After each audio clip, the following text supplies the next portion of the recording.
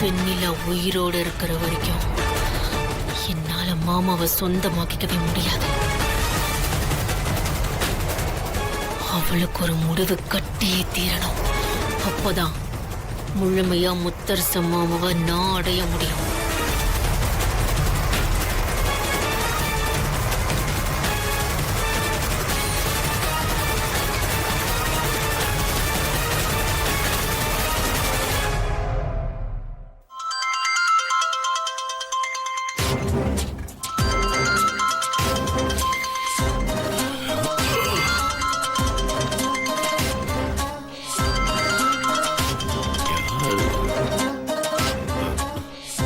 சொல்லு ஸ்வேதா.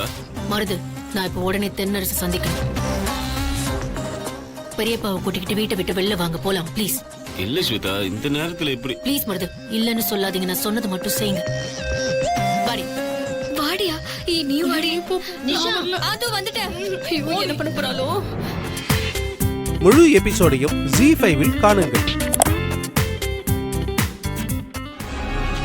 பெரியப்பாங்க வராரு. என்ன ஸ்வேதா இது? இந்த நேரத்துல எதுக்காக தென்னரசை போய் பார்க்கணும்? கார்ல போறப்ப பேசிக்கலாம். வாங்க.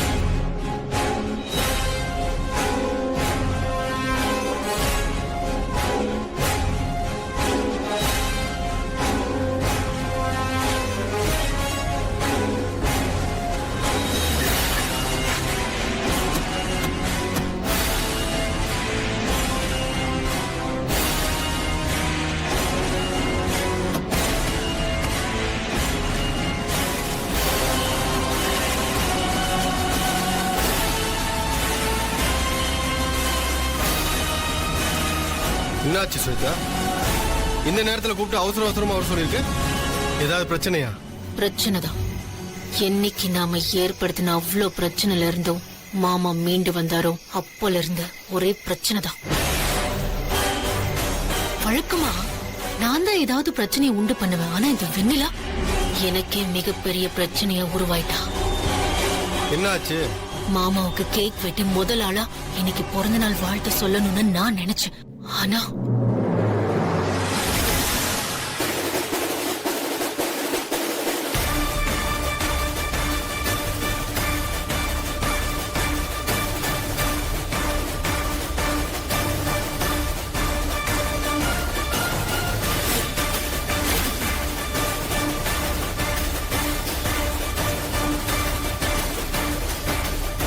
ஒரு வீணா போனவன் யாரோ வச்சுட்டு போன ஒரு மாவிளக்க வச்சு பர்த்டே கொண்டாடி இருக்கா. அத கூட முத்தரச மாமா புகழ்ந்து தள்ளுறாரு. கொஞ்சம் கொஞ்சமா வெண்ணிலா பக்கம் அப்படியே சாஞ்சிட்டு இருக்காரு. அது மாறணும். மாமா ஏன் பக்கம் சாயணும். அதுக்கு அந்த வெண்ணிலாவை சரிச்சாகணும். சரிச்சாதான் இது அத்தனையும் செய்ய முடியும். அவ உயிரோட இருக்கிற வரைக்கும் நாம நினைச்சது எதுவும் செய்ய முடியும்னு தோணல தென்னரசு. அப்ப மறுபடியும் அவன் கதையை முடிக்கிறதுக்கு முயற்சி பண்ணலாம்னு சொல்றியா? அது கண்டிப்பா நடக்கும்னு எனக்கு தோணல.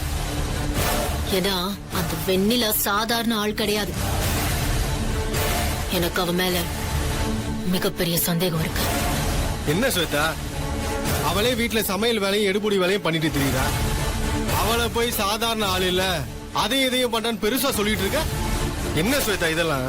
இல்ல தென்னரசு, நாம அப்படிதான் தப்பு கணக்கு போட்டுட்டோம். ஆனா ஊருக்கு வெளியில சந்தேகத்துக்கு இடமான முறையில இறந்து போனானே வாசு. அவன் கொலையில வெண்ணிலா சம்பந்தப்பட்டிருப்பாளோன்னு எனக்கு சந்தேகமா இருக்கு. கொஞ்ச நாளைக்கு முன்னாடி என்ன நடந்துச்சு தெரியுமா?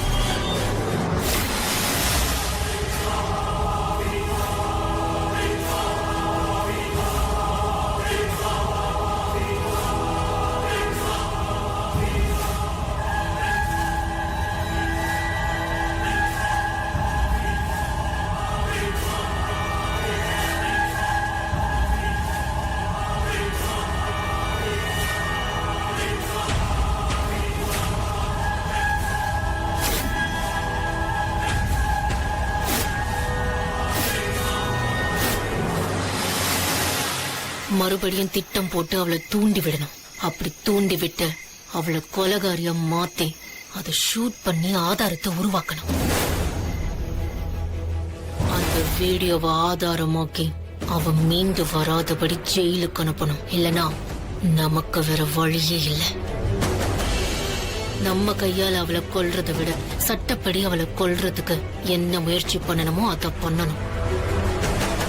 ஏன்னா நாமளே கொல்லலான்னு நினைச்சு பண்ற எந்த முயற்சியும் நடக்க மாட்டேங்குது. அதனால இது கண்டிப்பா நடந்துடும்னு நினைக்கிறேன். என்ன ஸ்வேதா, என்ன இல்லாம நடந்திருக்கு? எதுவுமே நீ சொல்லவே இல்லையே. நானும் வெண்ணிலாவை பார்க்கும்போது சாதாரணமா தான் நினைச்சிட்டு இருந்தேன். ஆனா நீ சொல்றத வச்சு பார்த்தா அப்ப கண்டிப்பா இதை பண்ணிடலாம். இதுல இருந்து அவ தப்பிக்க வழியே இல்லை. இங்க பாருங்க, அவசரப்பட்டு டக்கு டக்குன்னு முடிவு எடுக்கிறீங்க. இப்ப சூழ்நிலை சுத்தமா சரியில்லை. வா.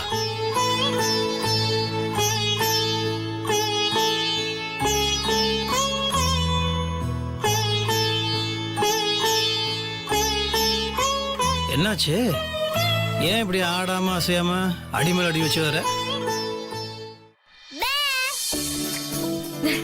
ஹாப்பி பர்த்டே அப்பா.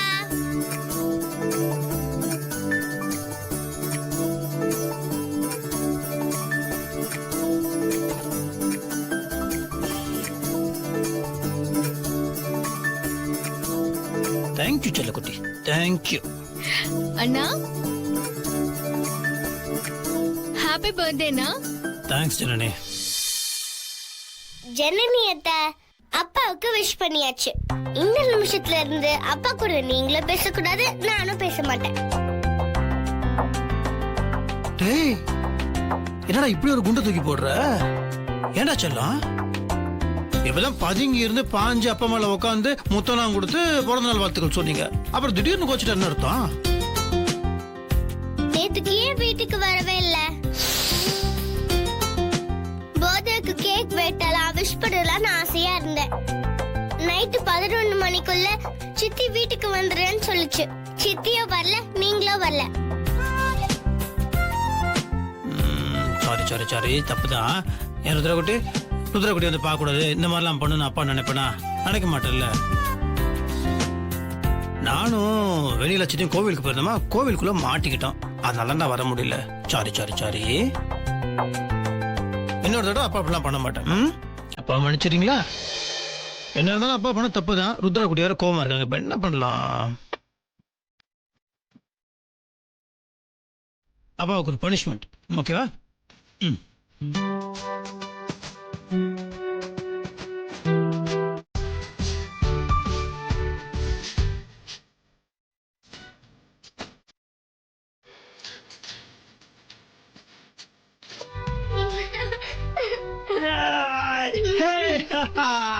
ருத்ரகுட்டி கோவம் போயிடுச்சு. என் பொண்ணு சிரிச்சிட்டா, அப்ப என்ன மன்னிச்சிட்டா. இது மட்டும் இல்லப்பா, உங்களுக்கு இன்னொரு தண்டனையும் இருக்கு. இன்னொரு தண்டனையா? ஐயோ, ஏன்டா? இன்னைக்கு சாயங்காலம் நாங்க பர்த்டே பார்ட்டி வச்சிருக்கோம்.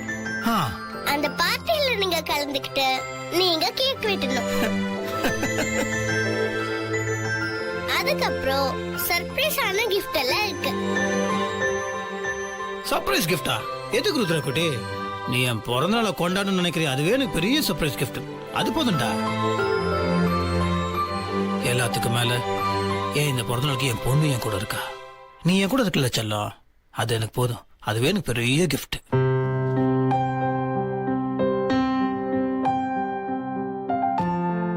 அப்பா, இன்னொரு முக்கியமான விஷயம் சொல்லுங்க.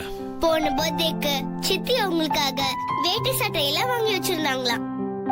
நீங்க அதை போட்டுக்கவே இல்லையா? அதனால இன்னைக்கு நீங்க சித்தி வாங்கி வச்சதா போடணும், சரியா? அவ்வளவுதானே? ருத்ரகுட்டி சொல்லிட்டீங்களா, அமர்க்கலப்படுத்திடலாம். இது ருத்ரகுட்டி ஏற்பாடு பண்ற பர்த்டே பார்ட்டி. நீங்க என்ன நினைக்கிறீங்களோ அதே மாதிரி கொண்டாடிடலாம், ஓகேவா? காலையில ஃப்ரெண்ட்ஸ் எந்திரிச்சு பாத்துருக்காங்க. கையெல்லாம் பிளேடால கிழிச்சு ரத்தமா இருந்திருக்கு. அத பார்த்து நான் பதறி போயிட்டேன் மாப்ள. அதான் கையில மருந்து வச்சு கட்டு போட்டிருக்கேன். என்னது இது? பைத்தியக்காரத்தனமா இருக்கு. உங்க மேல இருக்கிற பைத்தியக்கார தனத்தாலதான் இப்படி பண்ணிட்டா. தயவு செஞ்சு நான் சொல்றேன்னு தப்பா எடுத்துக்காதீங்க. என் பொண்ணு ரொம்ப கஷ்டப்படுற மாப்ள. ருத்ரா வந்ததுக்கு அப்புறம் நீங்க குழப்பத்துல இருக்கீங்கன்னு எனக்கு நல்லா புரியுது. இந்த விஷயத்துல யாரையும் கட்டாயப்படுத்தி சம்மதிக்க வைக்க முடியாதுன்னு தெரியுது. இருந்தாலும் ஸ்வேதாவோட பிடிவாதம் எனக்கு தெரியும். கொஞ்சம் கொஞ்சமா எடுத்து சொல்லி நான் இவளுக்கு புரிய வைக்கிறேன். இன்னைக்கு ஒரே ஒரு நாள் இவ விருப்பப்படி பிறந்த நாள் கொண்டாடணும். அதுல நீங்க மனப்பூர்வமா கலந்துக்கணும் மாப்ள. இல்லனா என்ன பண்ணுவா ஏது பண்ணுவான்னு எனக்கு புரியல மாப்ள.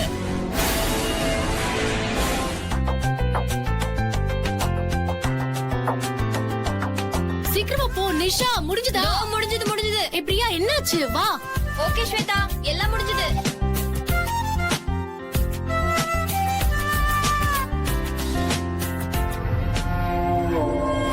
பாத்தியா எவ்வளவு கிராண்டா நான் பிறந்த நாள் கொண்டாடுறேன்னு? கொஞ்ச நாளைக்கு முன்னாடி சில பேரு வயிறு எரியுது, காதுல புகை வருதுன்னு வசனம் பேசினாங்க. இப்ப வேற யாருக்கோ வயிறு எரிஞ்சு காதுல புகை வருதுன்னு நினைக்கிறேன்.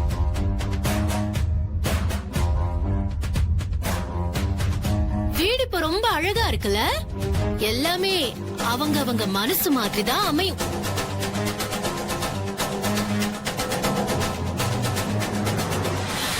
சரி, எல்லா ஏற்பாடும் அருமையா இருக்கு. நான் இப்ப போய் ரெடி ஆயிட்டு மாமாவையும் கையோட கூட்டிட்டு வரேன். சரியா? சரி ஸ்வேதா, நான் வந்துடுறேன். முடிஞ்சதா? சித்தி, என்ன சித்தி இது? அப்பாவோட பர்த்டேவை நம்ம தானே முதல்ல கொண்டாடணும்னு பேசி வச்சிருந்தோம். இப்ப ஸ்வேதா ஆண்டி தேவையில்லாம என்னென்னமோ பண்ணி நம்ம செலிப்ரேட் பண்றதை தடுத்துட்டாங்க. அப்பா கிட்ட என்ன ஏதுன்னு கேட்க போறேன். நான் இதை விட மாட்டேன். அப்பா நம்ம சொல்றது கேட்கணுமா இல்ல அவங்க சொல்றது கேட்கணுமா? இங்க பாரு ருத்ரா, முத்து மாமா கிட்ட நீ போய் இப்படி பேசினா, ஐயோ ருத்ராக்கு நாம இத பண்ண முடியலையேன்னு மாமா மனசு சங்கடப்படும். அதனால மாமா கிட்ட நீ எதுவும் கேட்க வேண்டாம். அட போ சித்தி, நீ இப்படி பயந்துகிட்டே போறதாலதான் எல்லாத்தையும் நம்ம பண்ண விடாம தடுக்கிறாங்க. ஜனனி அத்தை, வெண்ணிலா சித்தி அப்பாவுக்காக வாங்கி வச்சிருந்த வேட்டி சட்டையை உடனே போய் எடுத்துருவாங்க. போய் அப்பா கிட்ட கொடுத்து அது போட்டுக்க சொல்லலாம். சரி, நான் போய் எடுத்துட்டு வரேன்.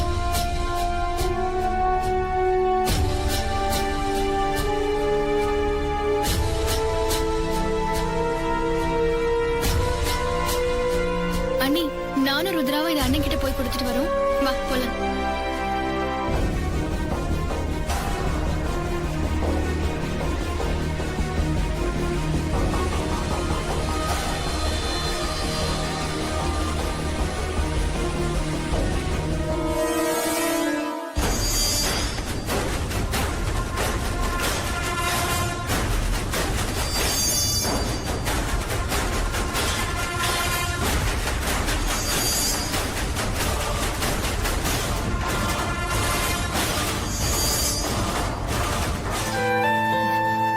இங்க பாரு ருத்ரா, ஸ்வேதாக்கு உயிருக்கே ஆபத்துங்கிற நிலைமையில மாமா இப்ப எடுத்திருக்கிற முடிவு கரெக்ட் தான்.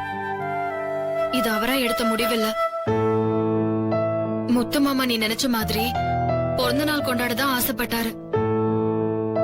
இப்ப இந்த Dress விஷயத்துல வேண்ட வெறுப்பாதான் பண்றாரு. புரிஞ்சுக்கோ ருத்ரா.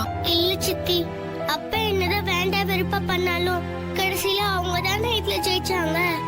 இங்க பாரு ருத்ரா, இங்க ஜெயிக்கிறது தோக்குறதுங்கிற பேச்சுக்கே இடம் இல்ல. அவரும் உன் அப்பா, நீதான் அவர் மனசுல எப்பவும் ஜெயிச்சு நிரந்தரமா இருப்ப. ம்,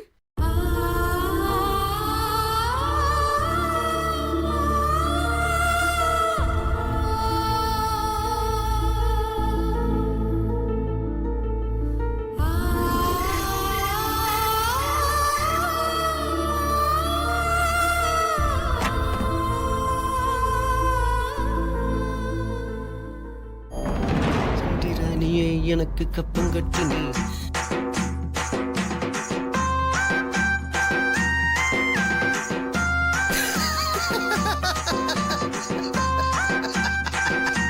என்னடா இது? புது ட்ரெஸ் போடுறேன்னு சொல்லிட்டு உங்க தாத்தா ட்ரெஸ் தூக்கி மாட்டிட்டு வந்திருக்க ஆ? இல்லடா இது புதுசாங்க. டேய் பாம்பேல ரோட்டோரமா பானிபுரிய கூவி கூவி பானுங்கல்ல அவனுக்கு எல்லாம் இதே மாதிரி ட்ரெஸ் தான் போட்டிருப்பானுங்க. என்ன ஒரு வண்டி ஒரு பானை இருறா இது ரெண்டு தான் மிஸ்ஸிங். அது இருந்ததுன்னு வச்சுக்கோ பானிபுரி விக்கிறவனுக்கான 9 பொருத்தமும் உனக்கு அம்சமா பொருந்தும். டேய் இந்த மாதிரி ஒரு கேவலமான ட்ரெஸ் உனக்கு யாரும் எடுத்து கொடுத்தா? ஸ்வேதாடா அவதான் எடுத்து கொடுத்தா.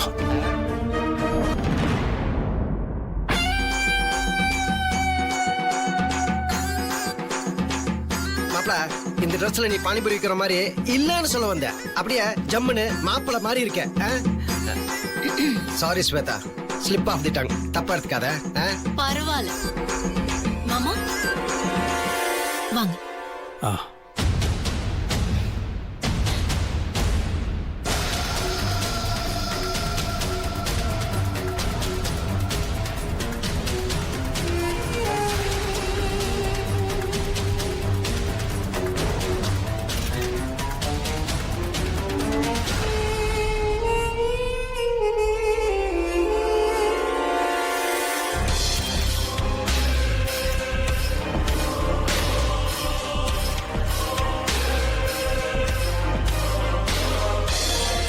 Excuse me. மாமாவோட இந்த பிறந்த நாள் விழாவுல அவருக்கு முதல் வாழ்த்தை நான் சொல்ல போறேன். எப்படின்னு கேக்குறீங்களா? ரொம்ப வித்தியாசமான முறையில நான் சொல்ல போறேன். நீங்க எல்லாரும் மொட்டை மாடிக்கு வந்து பாருங்க. ஏன் மொட்டை மாடியில யாராவது பாட்டு பாட போறாங்களா? அதுக்குள்ள உங்களுக்கு என்ன அவசரம்? வந்து பார்த்துதான் தெரிஞ்சுக்கோங்களேன். நீங்க இது வரைக்கும் எதிர்பார்க்காத ஒண்ணுதான் தெரிஞ்சுக்க போறீங்க. எதிர்பார்க்கணும்னா அப்படி என்னது? எப்பவுமே யாருமே நடத்தி காட்டாதத நடத்தி காட்டுறதுதான் ஸ்வேதாவோட ஸ்டைல். வந்து பாருங்க, தெரிஞ்சுக்கலாம். ஓ மாமா போலாம். நீங்களும் வாங்க. போலாமா?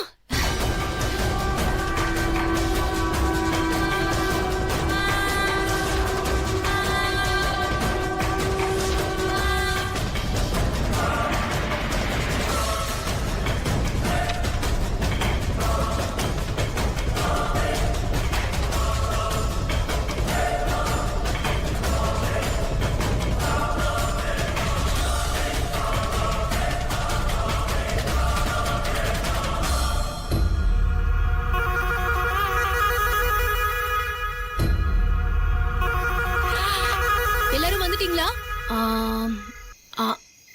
ஓகே, ரெடியா? எல்லாரும் வந்துட்டீங்களா? எல்லாரும் வந்துட்டோம் ஸ்வேதா.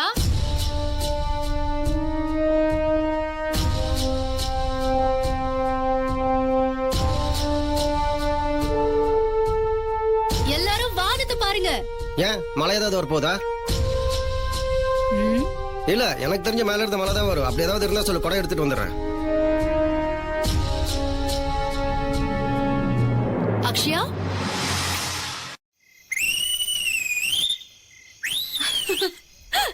ஐயா என் விசில் அடிக்கிறது கேட்கவே மேல கூப்பிட்டா அதை கீழே அடிச்சிருக்கலாமே. Please.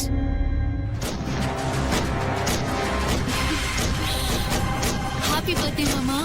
Happy birthday. Thank you Shweta. நிஜமாலுமே இது ரொம்ப நல்லா இருக்கு. நான் எதிர்பார்க்கவே இல்லை. தேங்க்ஸ்.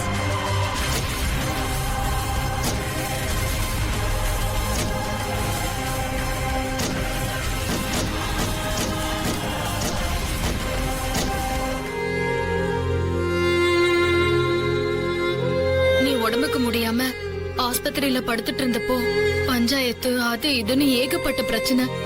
ருத்ராவ கையில வச்சுக்கிட்டு பைத்தியம் புடிச்ச மாதிரி ஊர் பூரா திரிஞ்ச மூத்த மாமா. திக்கற்றவங்களுக்கு தெய்வம் தோணுன்னு கோவிலுக்கு போனா அங்க கூட எனக்கு பயம் மட்டும்தான் கிடைச்சது. அங்க இருந்து திரும்பி வர வழியில தான் இவங்கள நான் பார்த்தேன் மாமா.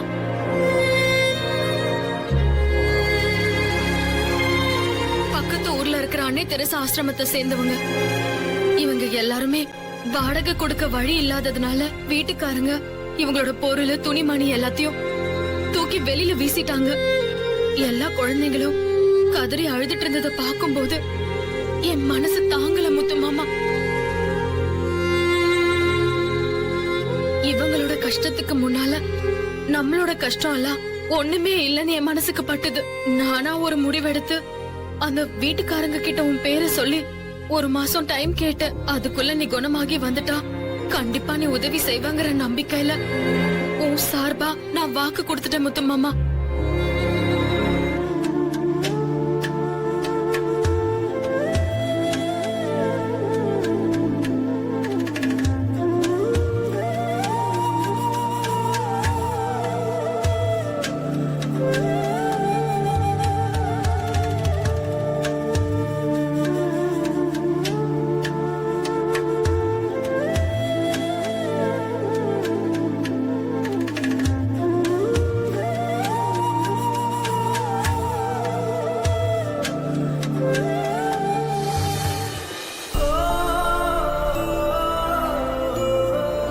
அழுவுறீங்களா?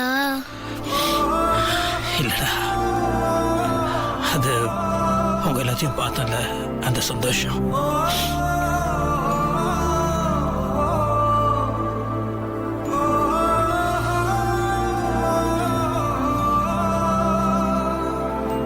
ஐயா, நாங்க இன்னும் 4 மாசத்துக்கு தாக்கு பிடிக்கணுங்க ஐயா.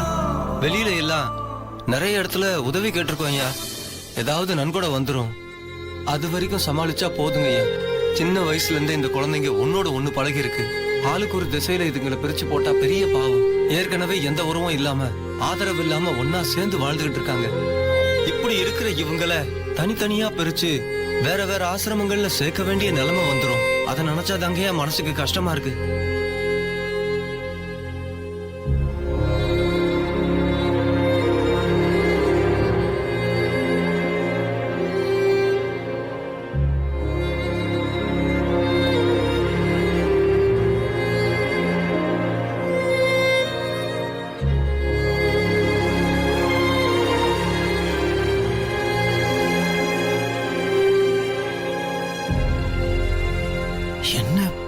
நானும் இந்த பொண்ணு ஃப்ரெண்டு. நாங்க எப்போ ஒரே இடத்துல இருக்கணும், நல்லா படிக்கணும், வாழ்க்கையில முன்னேறணும், நாங்க எப்பவும் பிரியாம இருக்கணும்னு சொல்றாங்க.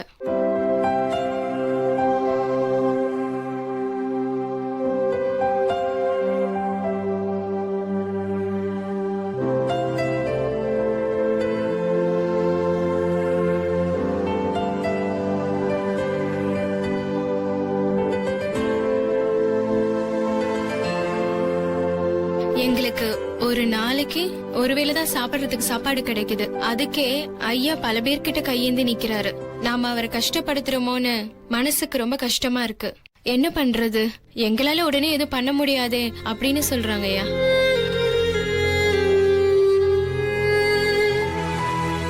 ஐயா, இன்னொரு முக்கியமான விஷயம் சொல்லுங்க. உங்க பிறந்தநாள்னு தெரிஞ்சதும் குழந்தைங்க எல்லாம் ஒன்னா சேர்ந்து கேக் செஞ்சு கொண்டு வந்திருக்காங்க. நீங்க அவங்களோட சேர்ந்து கேக் வெட்டி சாப்பிட்டா ரொம்ப சந்தோஷப்படுவோம். என்னங்க தாராளமா, எதுக்கு இதெல்லாம் என்கிட்ட கேட்டு? செந்தில், இதெல்லாம் எடு எடு எடு டக்குனு எடு.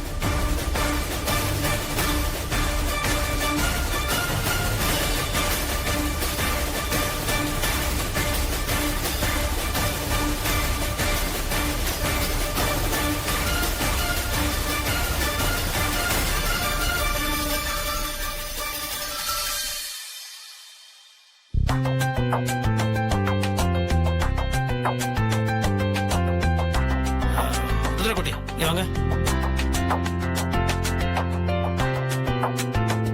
செல்ல குட்டிங்களா, கேக் வெட்டிடலாமா?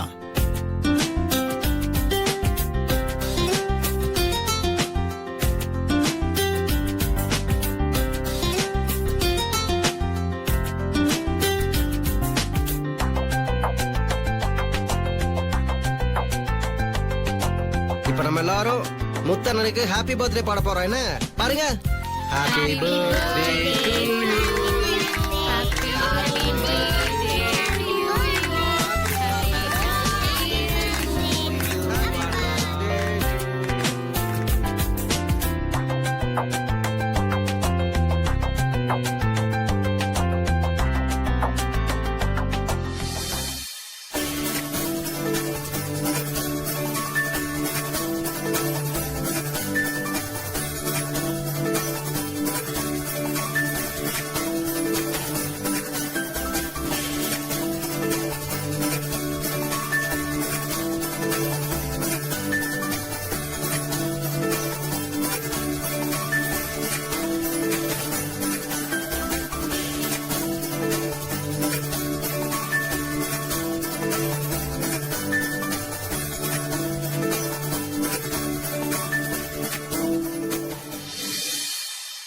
செல்லக்குட்டி ஆ காட்டுங்க.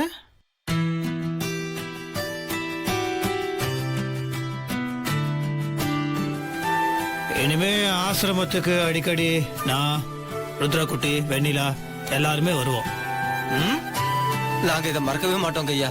ஐயா நீங்க இனிமேல் ஆசிரமத்தை பத்தி கவலையே பட வேணாம். நான் சொன்ன மாதிரி என்னோட பொறுப்பு, நான் பாத்துக்கிறேன். ரொம்ப நன்றிங்க ஐயா. நாங்க இதை மறக்கவே மாட்டோங்க ஐயா.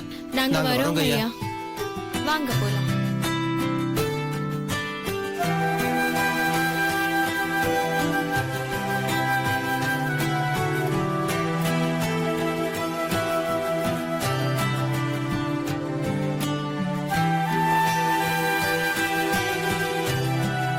வெண்ணிலா,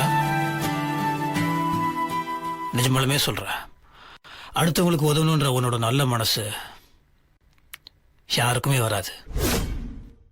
ஏன் முத்து மாமா இப்படி எல்லாம் பேசுற?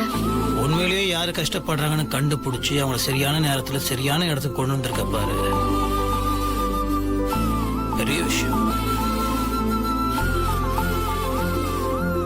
நிஜமாலுமே இந்த நாள் எனக்கு ரொம்ப மறக்க முடியாத ஒரு சந்தோஷமான நாள் அமைஞ்சிருச்சு. அதுக்கு காரணம் நீதான். வெண்ணிலா சித்தி எப்பவுமே கலக்கல் தம்பா. சிம்பிளா பண்ணி பெருசா அசத்திடுவாங்க. அவங்க சமையல் மாதிரியே. ஏய் வால, சும்மா இரு.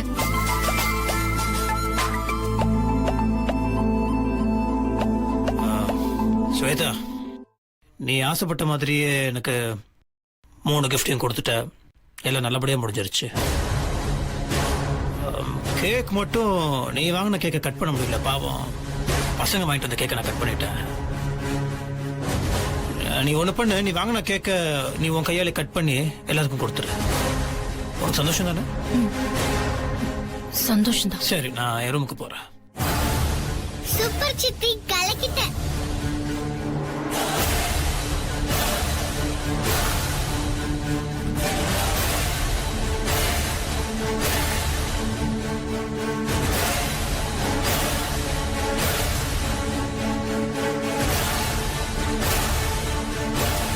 ஸ்வேதா, இந்த கேக்க என்னடி பண்றது? வெட்டி சாப்பிடலாமா?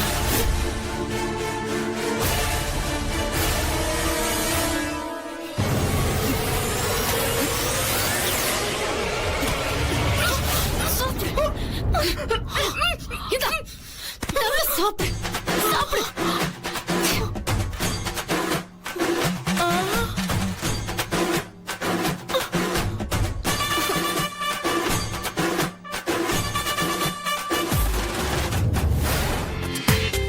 முழு எபிசோடையும் Zee5 இல் காணுங்கள்.